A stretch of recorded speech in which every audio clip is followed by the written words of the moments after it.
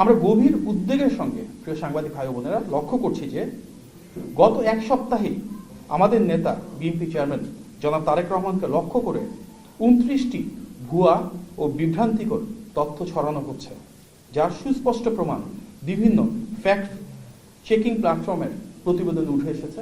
বিভিন্ন মিডিয়াতে আমরা দেখতে পাচ্ছি একের পর এক অপপ্রচার, অপতথ্য। আমরা আরও দেখতে পাচ্ছি একটি দলের রাজনৈতিক যে কর্মকাণ্ড এবং তাদের যে নেতাকর্মী, ওনারা অনেকেই ফ্যাসিবাদী আমলে তৈরি মিথ্যা পুরাতন বয়ান আবার সামনে ছড়িয়ে দেওয়ার জন্য নিজেরা দায়িত্ব গ্রহণ করেছেন এবং একই ভাষায়, একই কায়দায়, একই ধরনের স্লোগান দিয়ে জনমনে বিভ্রান্তির সৃষ্টি করছেন, অশালীনভাবে আক্রমণ করছেন।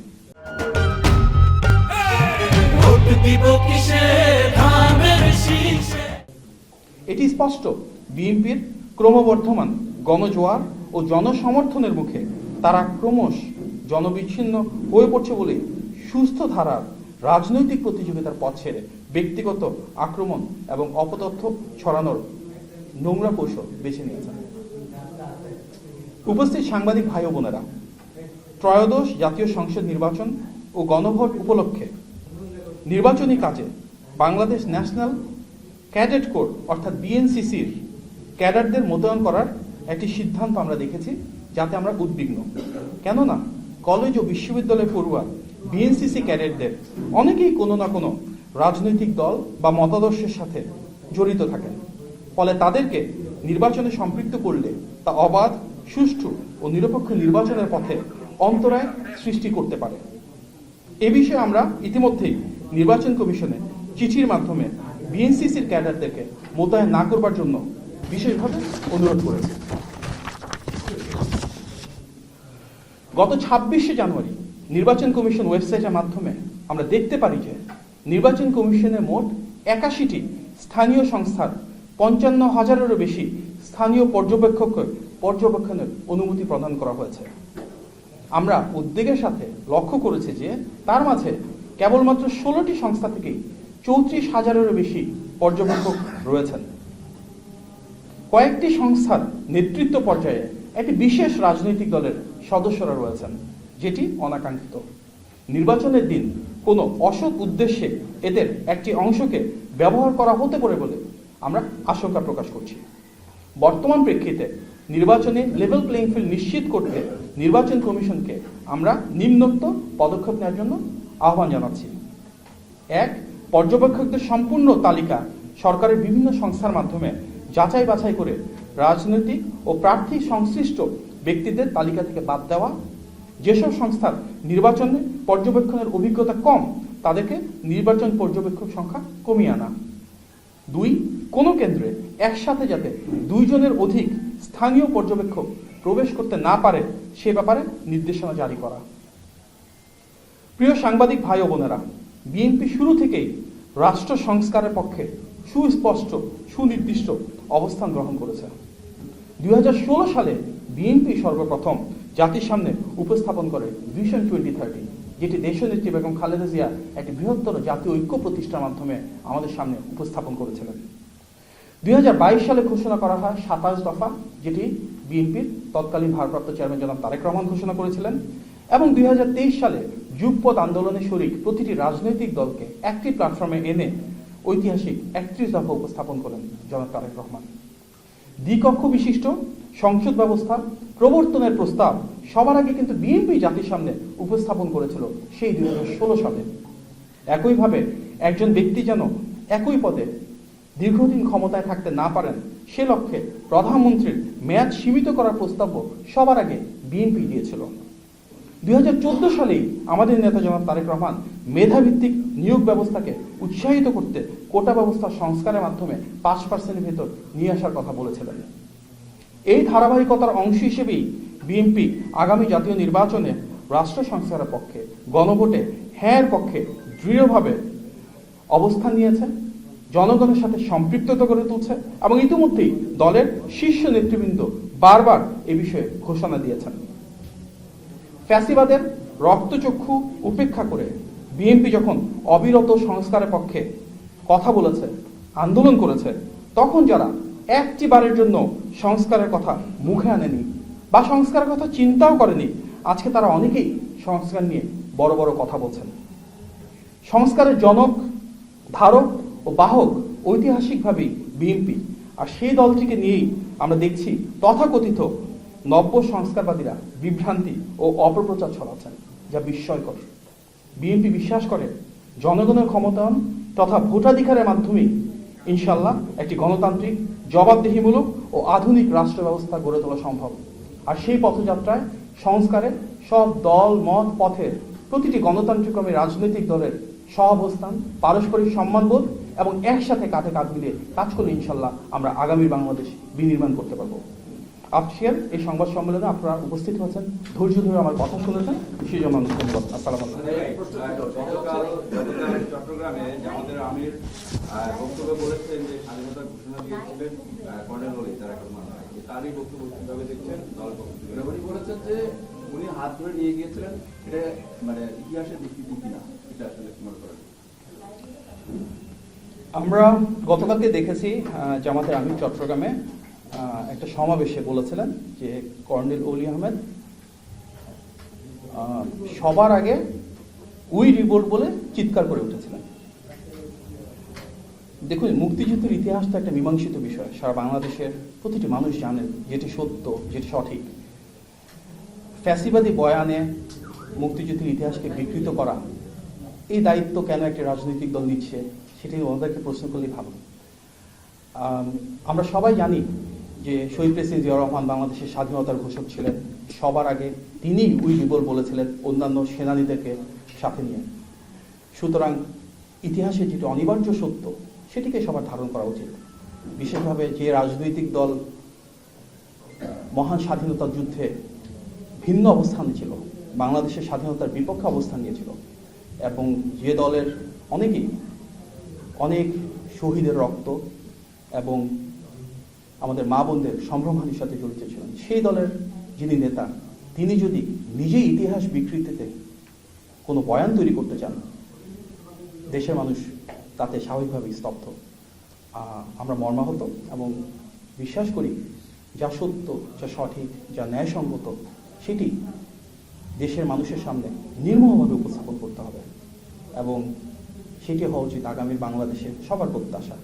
আমরা প্রতিটি রাজনৈতিক দলের পারস্পরিক সৌহার্দ্য, সম্প্রীতির কথা বলে এসেছি। সুতরাং ইতিহাসকে নিয়ে মিথ্যাচার কোনোভাবেই কাম্য নয়।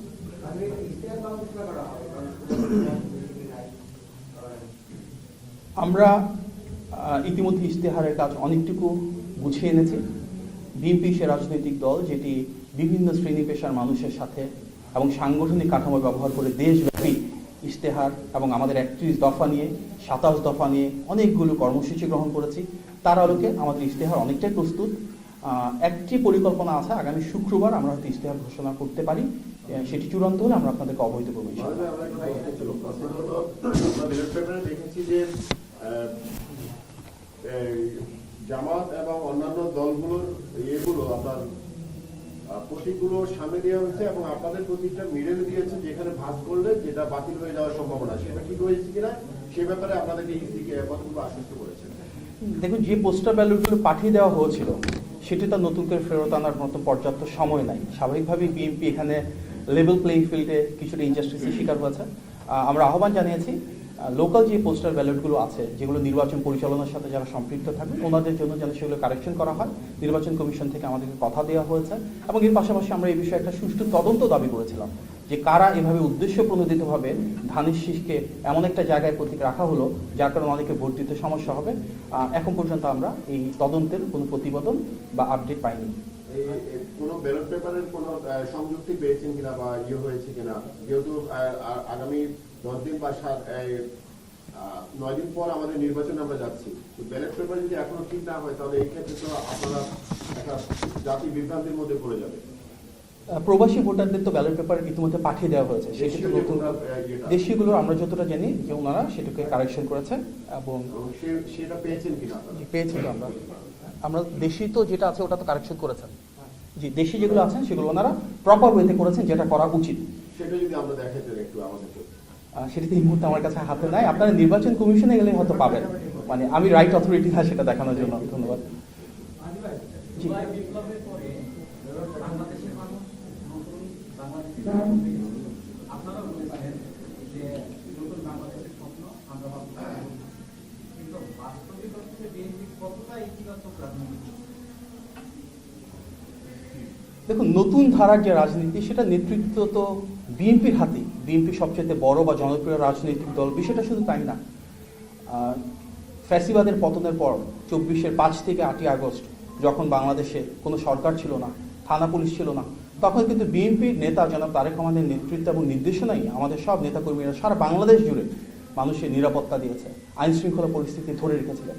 আমরা দেখেছি সংখ্যালঘুদের নিরাপত্তা নিয়ে অনেক অপপ্রচার ছিল, তারপরে পূজার সময় এবং আইন শৃঙ্খলা বাহিনীর অনুপস্থিতিতে বিএনপির নেতাকর্মীরা কিন্তু সাধারণ মানুষকে সাথে নিয়ে অন্যান্য গণতান্ত্রিক রাজনৈতিক দলকে অনুপ্রেরণা জুগিয়ে আমাদের পুরো বাংলাদেশের নিরাপত্তা দিয়েছিলেন।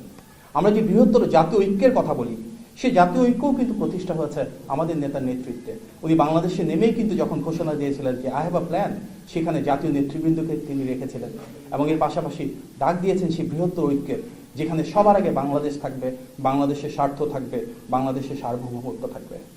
বিএনপি সে রাজনৈতিক দল যেটি জনগণের ক্ষমতায়নকে বিশ্বাস করে, ইতিবাচক রাজনীতির অংশ হিসেবেই কিন্তু গত 5ই আগস্টের পর থেকে প্রায় 1.5 বছর ধরে সবসময় কিন্তু বিএনপি তৃণমূলে ছুটে গিয়েছে, সাধারণ মানুষের ক্ষমতায়নের জন্য কাজ করেছে।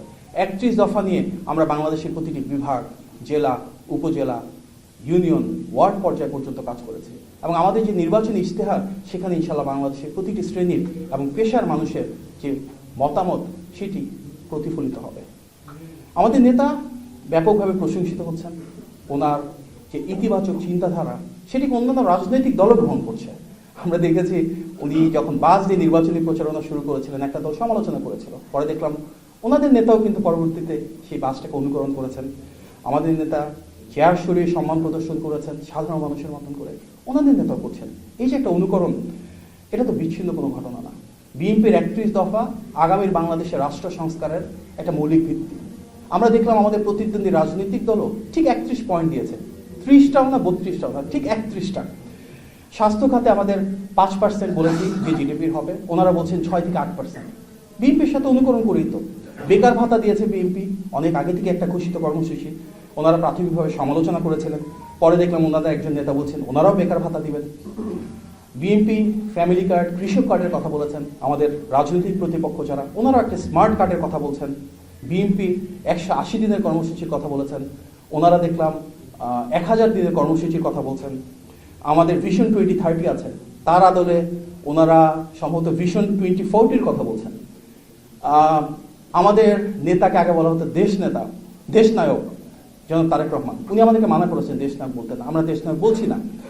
আমাদের দেশের নেত্রী বেগম খালেদা জিয়া, তার সাথে মিলিয়ে দেখলাম ওনাদের একজন নেতা সম্ভবত আব্দুল্লাহ আবু তাহের সাহেব, উনি বলছেন ওনার নাকি ওনাদের আমিরকে দেশ নেতা ডাকতে ইচ্ছা হয় এবং দেশ নেতা বলে ডাকলেন আমাদের দেশনেত্রীর সাথে তাল মিলিয়ে। তো অদ্ভুত ধরনের একটা অনুকরণ, যেটাকে আমরা মনে করি রাজনৈতিক সংস্কৃতির জন্য ভালো।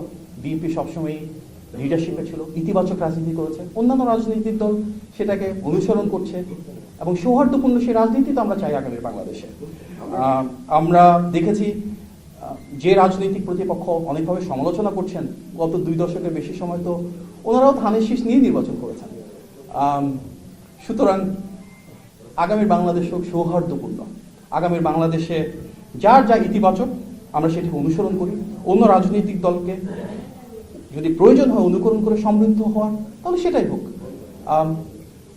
আমরা চাই প্রতিটি রাজনৈতিক দল যেন পরস্পরের সাথে সেই সৌহার্দ্যটুকু বজায় রাখে। যার যা কিছু ভালো আরেকটি রাজনৈতিক দল সেটি গ্রহণ করতেই পারে, অন্য রাজনৈতিক দলের ভালো কিছু হলে আমরাও সেটা গ্রহণ করার চেষ্টা করবো ইনশাল্লাহ। ধন্যবাদ। একটা বিষয় হচ্ছে যে বেশ কিছু অভিযোগ আপনাদের আগে থেকেই ছিল, ব্যালট পেপার নিয়ে অভিযোগ ছিল, এখন আবার পরবর্তী দল এটা নিয়ে অভিযোগ রয়েছে। আমরা দেখছি বেশ কিছু অভিযোগের পর এখন ভোটের খুব বেশি দিন বাকি নাই। এই সিচুয়েশনের মধ্যে সরকার আসলে আপনাদেরকে কতটুকু সহযোগিতা করছে এবং সুষ্ঠু ভোট আসলে কতটুকু সম্ভব?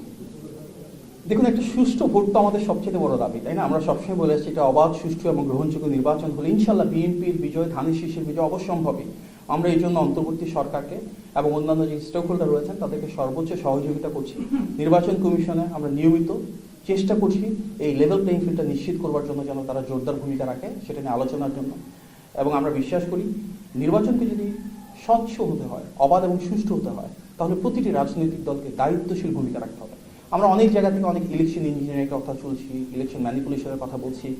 গণ অভ্যুত্থান পরবর্তী বাংলাদেশের প্রথম নির্বাচনটা যেন সত্যি জনগণের ক্ষমতায়নের একটা মানদণ্ড হয়, সত্যি যেন জনগণের ভোটাধিকার প্রয়োগ হয় এবং তার উপর ভিত্তি করে আগামী সরকার প্রতিষ্ঠিত হয়। এটি আমাদের সবার সর্বজনীন কাম্য। ধন্যবাদ। বললেন যে নির্বাচনের পর্যবেক্ষক একটি দলের বা যারা অনভিজ্ঞ তাদের দিয়ে বেশি পরিমাণে নেওয়া হচ্ছে, এই বিষয়ে আপনারা নির্বাচন কমিশনে কোনো অভিযোগ দায়ের করেছেন কিনা? নির্বাচন কমিশনকে আমরা অবহিত করেছি এবং ওনারা যেন এই বিষয়ে কার্যকর পদক্ষেপ গ্রহণ করেন সেই জন্য অনুরোধ জানিয়েছি। ধন্যবাদ।